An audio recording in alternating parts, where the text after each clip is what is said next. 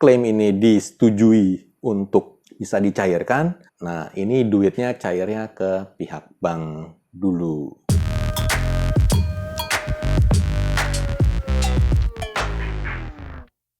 Halo Sobat KPR, jumpa lagi dengan saya, Oki dari KPR Academy. Pada video kali ini, kita akan membahas mengenai asuransi kerugian KPR. Atau kalau kebanyakan orang mungkin mengenalnya sebagai asuransi kebakaran gitu. Karena untuk asuransi kerugian memang untuk kejadian yang paling sering di cover itu ya terkait dengan kebakaran gitu. Nah, oke, kita mulai bahas mengenai asuransi ini. Properti seperti apa sih yang wajib untuk di cover dengan asuransi kerugian ini? Yang wajib sebenarnya semua properti, udah semua segala bentuk jenis properti kecuali tanah kosong ya, itu wajib untuk di cover gitu. Cuma yang umumnya kita lakukan pembayaran sendiri untuk asuransi kerugian ini biasanya melibatkan untuk properti yang jenisnya rumah atau ruko atau rukan. Kalau properti yang jenisnya apartemen itu kan karena unitnya dianggap gabungan ya, gabungan dari banyak-banyak unit. Nah itu kan juga preminya segala macam itu mahal dan itu memang sudah otomatis dilakukan pengcoveran asuransi setiap tahunnya, baik itu dikreditkan, dibelinya di kredit ataupun tidak, tapi namanya judulnya apartemen itu dari dana maintenance charge yang setiap bulannya dikenakan kepada penghuni atau yang tinggal di sana, itu udah ada komponennya untuk dikumpulin dananya untuk bayar premi asuransi kerugian gitu untuk satu gedung. Jadi khusus yang propertinya jenisnya apartemen ya pasti nanti dari pihak bank penyedia KPR-nya juga kalau mintain dokumen dia nggak akan minta kita bayar lagi premi asuransi kerugian, tapi dia cukup lihat kopi yang sudah dilegalisasi oleh pihak developer atau pengelola pengurus dari apartemen tersebut. Terkait dengan asuransi kerugian KPR, hal-hal yang di cover itu fitur umumnya adalah Flexas. Istilah singkatan yang sederhana aja tuh Flexas. Itu coverage-nya apa aja? Itu coverage-nya yang pertama fire atau kebakaran. Yang kedua itu lightning atau kalau kesambar petir. Yang ketiga itu explosion kalau ada ledakan gitu. Yang keempat ini terkait dengan kalau ada air object yang fallen gitu. Jadi ada benda jatuh dari langit dan merusak properti kita. Nah, yang kelima, yang terakhir, coverage-nya ini berkaitan dengan smoke. Kalau ada asap, hal-hal seperti ini yang merupakan hal yang umum yang istilahnya berpotensi untuk menimbulkan kerugian pada properti gitu.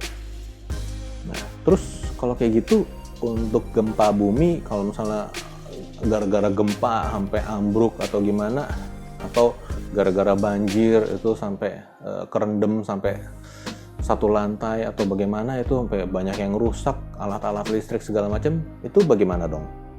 Nah, itu bukan termasuk asuransi kerugian yang diwajibkan coverage-nya oleh pihak bank.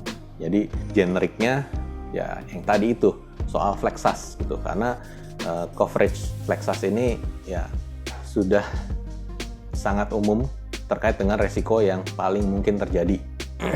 Dan kalau bicara soal premi ya justru semakin banyak yang di cover, premi asuransi yang harus kita bayarkan pun juga makin banyak gitu. Nah disinilah sebabnya pihak bank tidak mewajibkan kita untuk mengcover gempa bumi ataupun banjir ataupun coverage lainnya gitu. Nah, cuma kalau kita mau sebenarnya bisa gitu. Jadi pada saat pihak bank lagi bilang, "Nih, tolong di cover ya asuransi gitu." Kita bisa minta tolong tuh sekaligus. Boleh nggak kita minta untuk perluasan sekaligus nih untuk gempa bumi dan banjir? Di sini biasanya bisa diakomodir sekaligus gitu. Jadi nanti ada tambahan premi.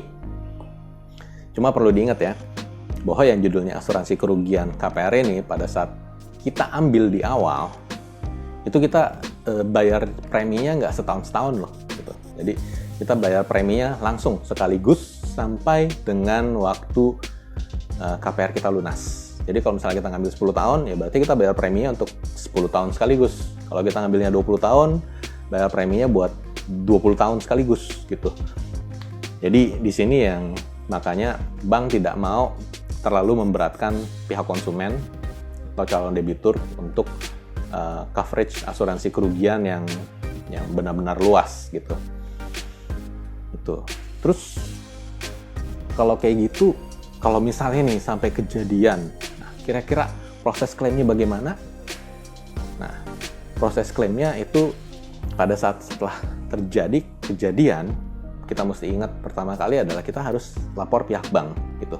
Kita telepon, "Bang, ini ada kejadian kerugian nih seperti ini, bla bla bla" gitu. Nah, biasanya dari pihak bank akan menginformasikan lebih lanjut tuh, kira-kira perlu ada syarat-syarat dokumen apa aja gitu.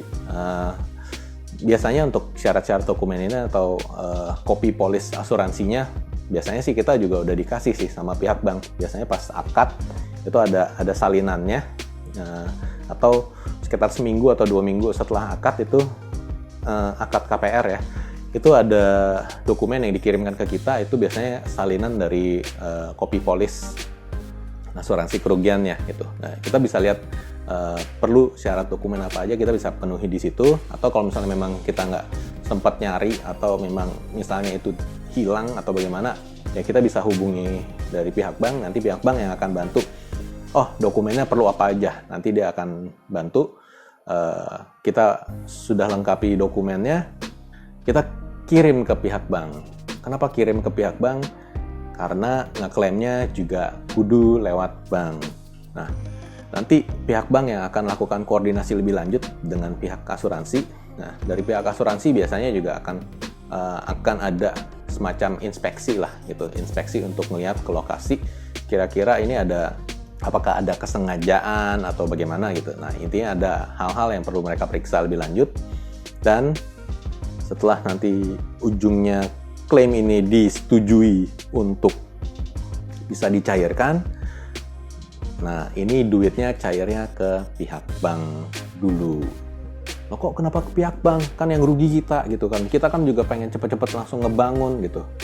Nah, di satu sisi yang penting perlu kita ingat adalah bahwa pihak bank sebagai penyedia pinjaman kepada kita itu juga punya kepentingan terhadap properti yang terjadi kejadian kerugian tersebut gitu. Jadi si pihak bank tentunya dia pasti mau mengamankan supaya properti tersebut aman dan kembali seperti apa adanya gitu. Jadi kalau tadinya di atas properti itu ada bangunan, ya dengan adanya klaim asuransi kerugian diharapkan jadi ada bangunan lagi gitu, bukan jadi tanah kosong gitu. Karena kalau misalnya cairnya ke kita, bisa aja nih suatu saat misalnya kita berubah pikiran, ngapain kita ngebangun lagi, duitnya segini, padahal sisa utang cuma tinggal segitu. Udahlah, misal sisa utangnya tinggal 50 juta gitu, hasil klaim asuransi kerugiannya misalnya 500 juta gitu, ya ngapain juga kita ngebangun gitu. Udahlah, itu urusan sama bank aja, nanti bank lelang aja itu tanahnya gitu kalau bisa. Nah, bank kan nggak mau sampai harus melakukan hal-hal seperti itu.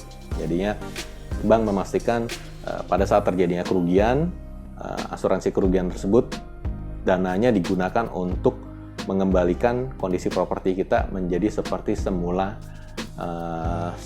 sedia kala adanya gitu. Jadi kalau tadinya ada bangunan di atasnya, ya dibangun ulang gitu. Nah, pencairannya bagaimana? Nah, itu nanti akan ada prosedur pencairan bertahap juga sih.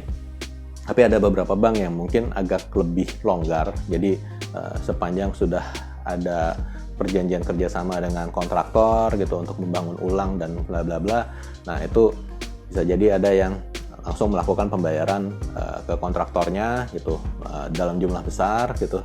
Tapi ada juga yang benar-benar bertahap gitu. Jadi misalnya memang perlu dibangun ulang nih dari istilahnya konstruksi dulu lagi gitu. Nah, itu bangun konstruksinya kira-kira menghabiskan berapa dananya, itu nanti dicairkannya segitu dulu. Nanti setelah kebangun konstruksinya, udah ada laporannya di foto gitu, diinspeksi sama pihak bank, nah, baru bisa cair lagi tahap berikutnya untuk bangun dindingnya dan segala macam lainnya gitu. Nanti tutup atap juga.